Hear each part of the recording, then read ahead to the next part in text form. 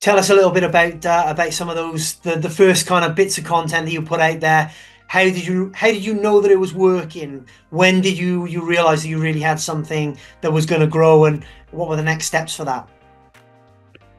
Yeah, I would say initially I was obviously starting with very little audience, so I actually piggybacked quite heavily off other content that already existed. So referred to Roger Mitchell already, but he had a podcast called Are You Not Entertained? Still has a podcast called Are You Not Entertained? And it's a entertaining podcast. It talks about a lot of sort of trends across the sports industry, but there was no written up version. And then not everyone has an hour to listen to a podcast. So I quite liked the idea of like, oh, maybe I could focus on stuff that's been discussed within that podcast.